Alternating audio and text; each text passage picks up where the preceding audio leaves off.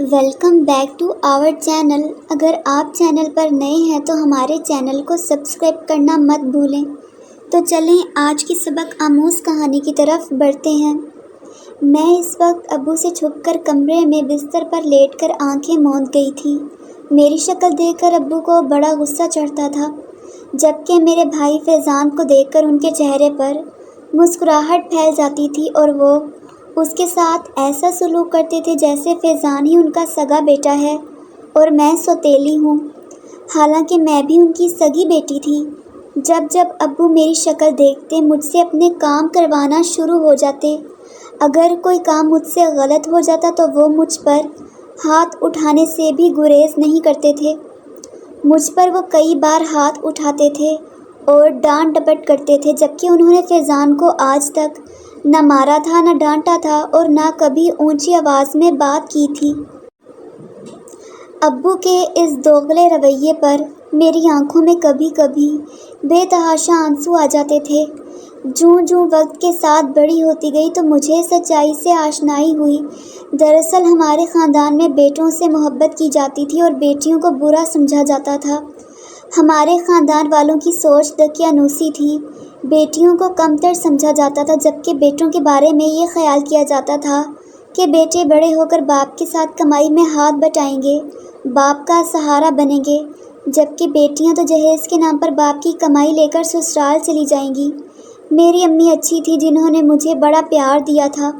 باپ کا پیار تو نصیب نہ ہوا، لیکن میرے لیے یہی غنیمت تھی کہ امی تو میرے ساتھ تھیں۔ زندگی کے 18 سال میں نے غمی اور خوشی کے ملے جلے امتزاج کے ساتھ گزار دیے، اور پھر جو ہی میرا FA مکمل ہوا ابو میری شادی کے بارے میں فکر مند ہونے لگے۔ پھر ایک اچھا خاصا امیر گھرانے کا رشتہ انہیں مل ہی گیا۔ انہوں نے امی سے کہا میں جلد از جلد صبا کی شادی کرنا چاہتا ہوں۔ رشتے والے لوگ بڑے اچھے ہیں، جہیز بھی نہیں مانگ رہے، اچھا ہے مفت میں ہماری جان چھوٹ جائے گی صبا سے۔ اپنے بارے میں ایسے الفاظ سن کر میرا دل بڑا ٹوٹا اور آنکھوں سے آنسو جاری ہو گئے۔ امی نے بھی برا دل کرتے ہوئے ابو کو ٹوکا، لیکن ان کے دل میں کبھی میرے لیے نرمی نہ آئی۔ یوں میری جلد ہی شادی ہو گئی اور میں سسرال آ گئی۔ میرا شوہر حماد بہت اچھا تھا، میرا بڑا خیال رکھتا تھا۔ ساس بھی اچھی تھی، مگر دل اس وقت ٹوٹا جب ساس نے ایک دن مجھ سے کہا، بہو ہم چاہتے ہیں حماد کی پہلی اولاد بیٹا ہو اور ہمیں بیٹے ہی چاہیے، بیٹیوں سے سخت نفرت ہے، اگر بیٹی ہوئی تو تمہاری عزت کم ہو جائے گی۔ یہ الفاظ سن کر میرے پیروں تلے زمین نکل گئی۔ میں تو اپنے سسرال والوں کو اپنے باپ اور خاندان والوں سے الگ سمجھتی تھی، لیکن یہ سب لوگ بھی ویسے ہی نکلے۔ اب تو میرا شوہر حماد بھی بیٹا ہونے کی ضد کرنے لگا تھا۔ میں اللہ سے رو رو کر بیٹا ہونے کی دعا مانگتی تھی کہ اگر بیٹی ہو گئی تو میری بیٹی کے ساتھ بھی ویسا سلوک ہوا کرے گا جیسا میرے خاندان والے اور میرا باپ میرے ساتھ کرتے تھے۔ میری شادی کو 6 سال گزر گئے تھے اور اتنے سالوں بعد اب مجھے امید سے ہونے کی خوشخبری ملی تھی۔ اس خبر کے بعد سب مجھے پہلے سے زیادہ پیار اور عزت دینے لگے تھے۔ ساس نے تو 2 ٹوک لہجے میں کہا تھا بیٹا ہونا چاہیے۔ میری جیٹھانی کے ہاں پہلی اولاد بیٹا ہوئی تھی اور ساس اس وجہ سے جیٹھانی سے بڑا پیار کرتی تھی۔ مجھے حاملہ ہوئے پہلا مہینہ تھا، اس لیے ابھی بچے کی جنس معلوم نہ ہوئی تھی، لیکن جب کچھ ماہ بعد ساس کے اصرار پر ہم لوگ جنس معلوم کرنے گئے تو بچے کی پوزیشن کی وجہ سے جنس معلوم نہ ہو سکی۔ میرا دل ڈر رہا تھا۔ ساس اور شوہر بڑے یقین سے کہہ رہے تھے کہ بیٹا ہی پیدا ہوگا۔ حمل کو 8واں مہینہ تھا، ڈیلیوری میں کافی وقت تھا۔ میری ساس اور جیٹھانی اور جیٹھ دوسرے شہر خاندان میں کسی کی شادی پر گئے ہوئے تھے۔ رات اچانک ہی میرے پیٹ میں درد اٹھنے لگی تو حماد مجھے پریشانی سے گاؤں کے قریبی ہسپتال ہی لے گئے، حالانکہ ہم نے سوچا تھا شہر جائیں گے۔ چونکہ وقت نہ تھا اس لیے گاؤں کے قریبی ہسپتال آ گئے، جہاں پتہ چلا ڈیلیوری کا وقت قریب ہے۔ میں لیبر روم میں تھی۔ ابھی حماد نے گھر میں کسی کو کچھ نہ بتایا تھا کہ کہیں سب پریشان نہ ہو جائیں۔ دوسری بات یہ تھی وہ گھر والوں کو خوشخبری دینا چاہتے تھے۔ میں تکلیف کے ساتھ اللہ سے دعائیں کر رہی تھی کہ بیٹا پیدا ہو۔ مگر ہوش تب اڑے جب بیٹی پیدا ہو گئی۔ میں بڑا رو رہی تھی۔ میں نے لیڈی ڈاکٹر اور نرس سے ہاتھ جوڑ کر التجا کی کہ میرے شوہر کو کچھ نہ بتایا جائے ورنہ وہ مجھے طلاق دے دے گا، ساس گھر سے نکال دے گی۔ میری کہانی سن کر انہوں نے میری مدد کا فیصلہ کیا۔ یوں میں اس بیٹی کو اٹھا کر ہسپتال کے پچھلے دروازے سے نکل گئی اور بیٹی کو جنگلوں میں لے گئی اور روتے ہوئے اسے ایک درخت کے پاس رکھ دیا اور اللہ سے دعا کی کہ میری بیٹی کو کسی اچھے مقام پر پہنچا دینا، اس کو میں آپ کی پناہ میں دیتی ہوں۔ میرے گھر والے اسے کبھی قبول نہیں کریں گے، اس لیے آپ اس کی حفاظت کریں اور اسے کسی ایسی جگہ پہنچا دیں جہاں اس کی قدر کی جائے۔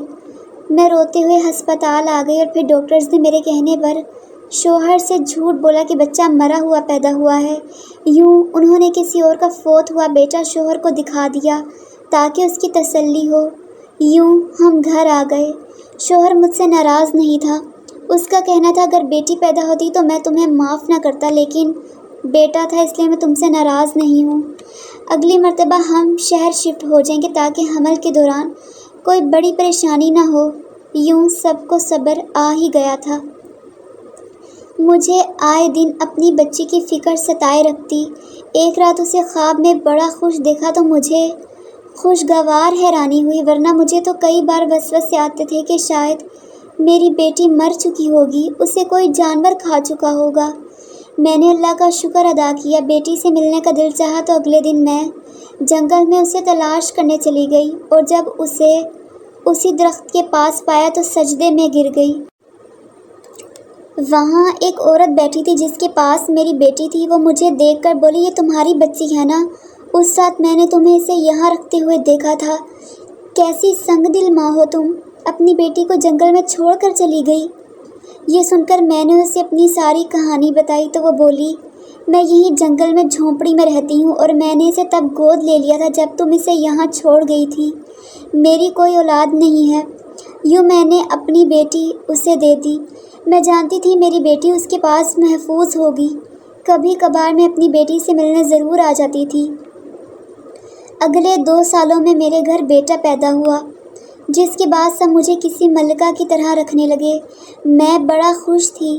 سب گھر والے میرے بیٹے احمد پر اپنی جان چھڑکتے تھے، مگر جب بیٹا بڑا ہوا تو وہ سرکش بنتا گیا۔ میری جٹھانی کے بیٹے اور میرے بیٹے نے ہمیں گھر سے نکال دیا۔ وہ دونوں نافرمان نکلے تھے۔ ساس اور شوہر روتے تھے کہ بیٹے سے اچھا تو تھا ہماری بیٹی ہو جاتی جو ہمارے ساتھ ایسا تو نہ کرتی۔ یوں میں نے پہلی مرتبہ انہیں سچائی بتائی کہ احمد کے علاوہ ہماری بیٹی عنایا بھی ہے۔ یوں میں نے انہیں عنایا سے ملا دیا۔ اس بوڑھی عورت کی اب وفات ہو چکی تھی جس نے عنایا کو پالا تھا۔ عنایا ہمارے پاس واپس آ گئی اور اس نے سب کو اتنی محبت دی کہ اب ہمارے گھر کے مردوں کی سوچ بدل گئی تھی اور انہوں نے کہا تھا گھر میں بیٹی ضرور ہونی چاہیے۔ میں یہ سن کر مسکرا دی تھی کہ شکر ہے ان کی سوچ بدل گئی۔ اب عنایا کو سب سے محبت مل رہی تھی۔ مجھے تو اپنے باپ کی محبت نہ مل سکی مگر میں عنایا کے لیے بہت خوش تھی۔ کیا آپ لوگوں کو بھی بیٹیاں پسند ہیں؟ کمنٹس میں ضرور بتائیں۔ اگر آپ کو یہ ہماری کہانی پسند آئی ہے تو ہمارے چینل کو سبسکرائب کرنا مت بھولیے گا۔